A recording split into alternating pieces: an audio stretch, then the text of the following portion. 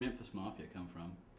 He was given to us by someone out in Las Vegas. Elvis got on a kick of us guys wearing black coats, suits I mean, and ties and shirts, and the little fedora hats, and we had dark sunglasses. In Vegas it's hot and it's bright, so we'd pull up in a limousine and go into a hotel to go to a show or something. And someone at one time made the statement, "Who is that, the Mafia?"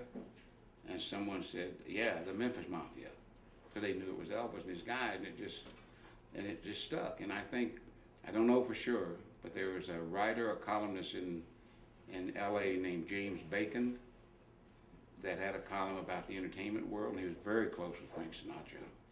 He was always at Frank's table. When Nancy was opening after Elvis there at the International, the first time that we played there in July and August of '69, she came in the next act. Barbara Streisand opened it, and then Elvis and Nancy Sinatra, and Frank threw an opening night party for it that we went to.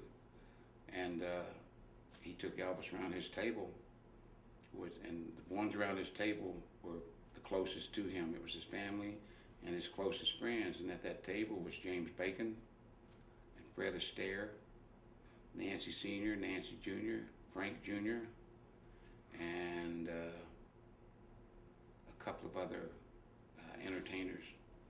And Kirk Douglas and Burt Lancaster were sitting a table away with their wives, and Lee Marvin was sitting at another table. I mean, Telly Savalas was at another table. Just Frank had about 10 people there at his table, and that was the closest to him, and Bacon was one of them.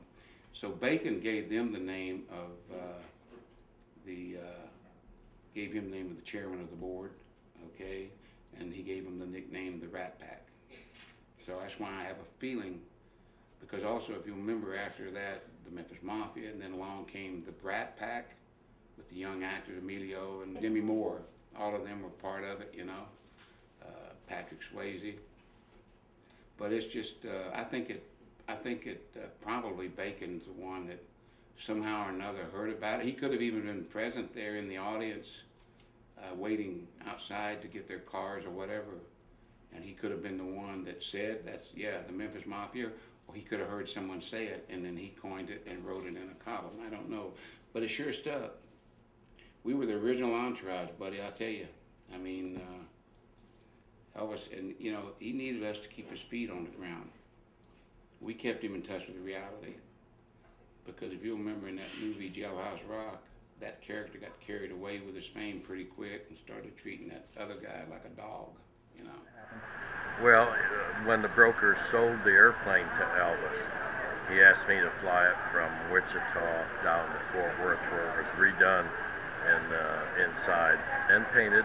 And then we had an interview with Elvis Presley, and got hired by Elvis.